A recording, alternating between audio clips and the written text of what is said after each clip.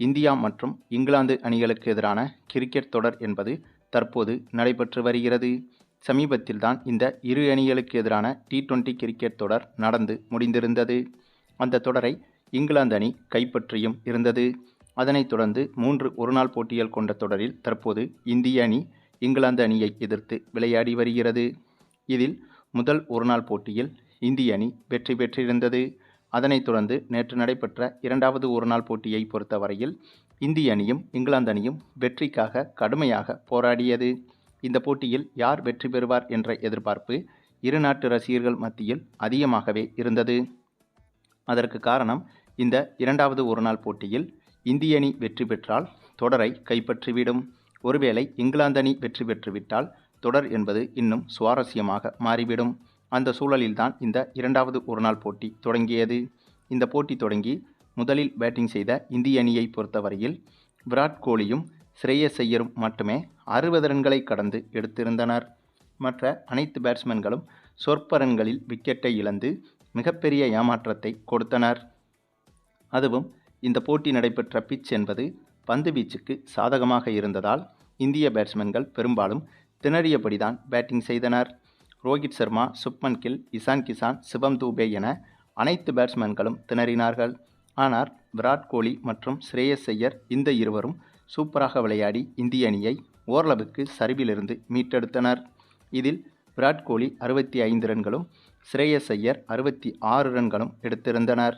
இதன் காரணமாக 44 ஓவர்களிலேயே அனைத்து விக்கெட்டுகளையும் இழந்து 233 ரன்கள் மட்டுமே எடுத்திருந்தது இந்திய அணி. இந்த ஒரு இலக்கு என்பது மிகவும் குறைவான இலக்கு என்றுதான் பார்க்கப்பட்டது. ஆனாலும் இந்த பிட்ச் என்பது பந்துவீச்சுக்கு சாதகமாக இருந்ததால் இந்திய அணிக்கு வெற்றி வாய்ப்பு என்பது அதிகமாகவே தெரிந்தது. அந்த ஒரு நம்பிக்கையில்தான் பந்து வீச களமிறங்கியது இந்திய அணி. அப்படியாக பந்து வீச களமிறங்கிய இந்திய அணியை பொறுத்தவரையில் ஆரம்பம் முதலே சூப்பராக பந்து வீசி தேவையான இடத்தில் விக்கெட்டுகளை வீழ்த்தி இந்திய அணியும் கடுமையாக போராடியது. ஒரு கட்டத்தில் 25 ஓவர்களிலேயே 5 விக்கெட்டுகளை இழந்து வெறும் 120 ரன்கள் மட்டுமே தான் இங்கிலாந்து அணி எடுத்திருந்தது. ஆகவே அதன் அடிப்படையில் பார்க்கும்போது இந்த போட்டியில் இந்திய அணி வெற்றி பெறுவதற்கான வாய்ப்புகள் என்பது அந்த சமயத்தில் பிரகாசமாக மாறியது. ஆனால் இந்திய அணிக்கு யமனாக ஜோ ரூட் என்ற இங்கிலாந்து பேட்ஸ்மேன் தனி ஆளாக நின்று 99 ரன்கள் வரை எடுத்து கொடுத்து இங்கிலாந்து அணியை மீட்டெடுத்து இங்கிலாந்து அணிக்கு இந்த போட்டியில் வெற்றியையும் பெற்றுக் கொடுத்தார். இதன் காரணமாக இந்த ஒரு போட்டியில் இங்கிலாந்து அணி வெற்றி பெற்றுவிட்டது. இதனால் 3 ஒருநாள் போட்டிகள் கொண்ட இந்த தொடரில் தற்போது 1-1 என்ற கணக்கில் சமநிலையில் இந்த இரு அணிகளும் இருக்கிறது. இதற்கு பிறகு 3வது மற்றும் கடைசி ஒருநாள் போட்டியில் எந்த அணி வெற்றி பெறுகிறதோ அந்த அணிதான் இந்த ஒருநாள் தொடரை கைப்பற்றும். இதற்கு பிறகு கடைசி மற்றும் 3வது ஒருநாள் போட்டியில் எந்த அணி வெற்றி பெறுகிறதோ அந்த அணிதான் இந்த ஒருநாள் தொடரை கைப்பற்றும் என்ற சூழ்நிலையும் உருவாகியிருக்கிறது. அது மட்டுமில்லாமல் இந்த இரண்டாவது ஒருநாள் போட்டிக்கு தயாராகும் வகையில் நடைபெற்ற ஒரு சில வார்ம் அப் மேட்சுகளில் இந்திய அணி சூப்பராகவே விளையாடியது. அத்தகைய போட்டிகளின் போது ரிசல்ட்டுகளை பார்க்கும்போது அதிகாரப்பூர்வ ஒருநாள் போட்டிகளில் இந்திய அணி எளிதாக வெற்றி பெற்றுவிடும் என்றுதான் எதிர்பார்க்கவும் பட்டது. ஆனாலும் கடந்த போட்டியில் இந்திய அணி தோற்றது என்பது இந்திய ரசிகர்களுக்கு சற்று ஏமாற்றமாகவே மாறியது. ஆனாலும் கூட கடைசி ஒருநாள் போட்டியில் வெற்றி பெற்று இந்த தொடரை கைப்பற்றினால் மட்டும்தான் T20 தொடரை இழந்ததற்கு இங்கிலாந்து அணிக்கு இந்திய அணி பதிலடி கொடுப்பது போல மாறும். ஆகவே கண்டிப்பாக 3வது மற்றும் கடைசி ஒருநாள் போட்டியில் இந்திய அணி வெற்றி பெற்று ஒருநாள் தொடரை கைப்பற்றி T20 தொடரை இழந்ததற்கு இந்திய அணி இங்கிலாந்து அணியை பழிதீர்க்கும் என்றே எதிர்பார்க்கலாம். மேலும் இந்திய ஒருநாள் அணியில் சூரியவன்சி போன்ற இளம் வீரர்களுக்கு வாய்ப்பு கிடைத்தால் இன்னும் சிறப்பான ஆட்டத்தை இந்திய அணி வெளிப்படுத்தும் என்ற நம்பிக்கையும் இருந்து வந்தது. அதே சமயம் இந்திய அணியில் இன்னும் சீனியர் வீரர்கள் விளையாடி வருவதால் இளம் வீரர்களுக்கான இடம் என்பது பற்றாக்குறையாகத்தான் இருக்கிறது. அதே சமயம் சூரியவன்சி போன்ற இளம் வீரர்களுக்கு தொடர்ந்து ஒரு சில போட்டிகளில் வாய்ப்பு கொடுத்தால் கண்டிப்பாக இந்திய அணியில் ஒரு நிரந்தர இடத்தை பிடிப்பதற்கு வாய்ப்புகள் அதிகம். ஆக இந்த ஒரு கருத்தும் சமீப காலமாக பல கிரிக்கெட் விமர்சகர்களால் விமர்சிக்கப்பட்டது. அதுவும் நடந்து முடிந்த T20 போட்டியாக இருக்கட்டும், இப்போது நடந்து கொண்டிருக்கும் இந்த ஒருநாள் தொடராக இருக்கட்டும், இந்த தொடர்களுக்கு இடையே நடத்தப்பட்ட வார்ம் அப் மேட்சுகளில் இதுபோன்ற இளம் வீரர்களுக்கு வாய்ப்புகள் கொடுக்கப்பட்டது. அப்படியாக கொடுக்கப்பட்ட வாய்ப்புகளில் சூரியவன்சி போன்றவர்கள் சூப்பராக விளையாடி இந்திய அணிக்கு தொடர் வெற்றிகளை தேடிக் கொடுத்தனர். அதே சமயம் அதிகாரப்பூர்வ போட்டிகளில் வாய்ப்பு கிடைக்கும் சீனியர் வீரர்கள் தொடர்ச்சியாக சொதப்பிதான் வருகின்றனர். ஆகவே சீனியர் வீரர்கள் ஓய்வு பெற வேண்டிய காலம் வந்துவிட்டது என்று பல கிரிக்கெட் விமர்சகர்கள் கூறியும் வந்தனர். இந்த சூழலில்தான் இங்கிலாந்து அணிக்கு எதிரான 2வது ஒருநாள் போட்டியில் இந்திய அணி தோல்வியடைந்ததை தொடர்ந்து திடீரென இந்திய அணியில் அடுத்தடுத்து ஓய்வு முடிவை நிறைய பேர் எடுத்துள்ளனர். குறிப்பாக நம்முடைய ஹிட்மேன் ரோஹித் சர்மா ஏற்கனவே T20 மற்றும் டெஸ்ட் போட்டிகளிலிருந்து ஓய்வை அறிவித்து விட்டார். இப்போது ஒருநாள் தொடரிலிருந்தும் ஓய்வை அறிவிக்க உள்ளதாக முடிவெடுத்து விட்டாராம்.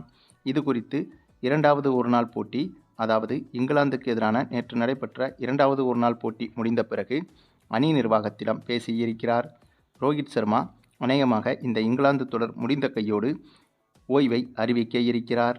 அதாவது 100% இந்த 3வது ஒருநாள் போட்டி இங்கிலாந்துக்கு எதிராக முடிவடைந்த பிறகு ரோஹித் சர்மா ஓய்வை அறிவிப்பது தற்போது உறுதியாகிவிட்டது.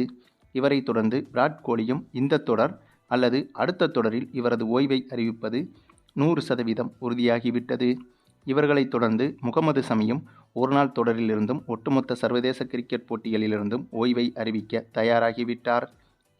முகமது ஷமியை தொடர்ந்து ஜடேஜாவும் அனைத்து விதமான கிரிக்கெட் தொடர்களிலிருந்தும் ஓய்வை அறிவிக்க முடிவெடுத்திருக்கிறார். இவரை தொடர்ந்து இதே நேரத்தில் புவனேஸ்வர் குமார் மற்றும் யுஸ்வேந்திர சாகல், அஞ்சிகா ரஹானே உள்ளிட்டவர்களும் இதே நேரத்தில் ஓய்வை ஒரு சேர அறிவிக்க இருக்கின்றனர். கிட்டத்தட்ட அடுத்த ஒரு வார காலத்திற்குள் 7 முதல் 8 பேர் வரையிலான நட்சத்திர மற்றும் முக்கிய இந்திய வீரர்கள் ஓய்வை அறிவிப்பதற்கு தயாராகிவிட்டனர். ஆகவே இந்த ஒட்டுமொத்த கிரிக்கெட் வரலாற்றிலேயே இந்தளவுக்கு கூண்டோடு மொத்தமாக ஒரே நேரத்தில் ஓய்வை அறிவிப்பது என்பது இப்போதுதான் நடக்கப் போகிறது. வழக்கமாக ஒரு சில வீரர்கள் ஓய்வை அறிவிக்கும் போது அந்த வீரர் மட்டும் அல்லது கூடுதலாக 1 அல்லது 2 வீரர்கள் சேர்ந்துதான் ஓய்வை அறிவிப்பார்கள். ஆனால் இந்தளவுக்கு 7 முதல் 8 வீரர்கள் வரை, அதுவும் 8 வீரர்களுமே இந்திய அணிக்கு மிகவும் முக்கியமான நட்சத்திர வீரர்களாக இருக்கக்கூடியவர்கள் ஒரே நேரத்தில் ஓய்வை அறிவிக்கக்கூடியது என்பது மிகப்பெரிய பேசுபொருளாக மாறியிருக்கிறது. இந்த ஒரு விஷயம் என்னதான் இந்திய ரசிகர்களுக்கு சோகமாக இருந்தாலும் மற்றொரு புறம் இந்திய ரசிகர்களுக்கு ஒரு சிறிய மகிழ்ச்சியை கொடுப்பது போலத்தான் தெரிகிறது. அதற்கு காரணம் சூரியவன்சி, ருத்ராஜ் கெய்க்வாட் உள்ளிட்டவர்களுக்கு இந்திய அணியில் இனி தொடர்ச்சியாக வாய்ப்பு கிடைப்பதற்கு இந்த ஒரு ஓய்வு முடிவு என்பது நல்ல முடிவாக இருக்கும் என்பதும் குறிப்பிடத்தக்கது. சரி, நீங்கள் சொல்லுங்கள், இங்கிலாந்துக்கு எதிரான 3வது ஒருநாள் போட்டியில் இந்திய அணி வெற்றி பெற்று தொடரை கைப்பற்றுமா என்பதை பற்றியும், அதேபோல ஒரே நேரத்தில் இப்படியாக கூண்டோடு ஓய்வை அறிவிக்க இருக்கும் இந்திய நட்சத்திர வீரர்களின் இந்த ஒரு முடிவுகளை பற்றியும் உங்களுடைய கருத்துக்களையும் கமெண்டில் தெரிவிங்க.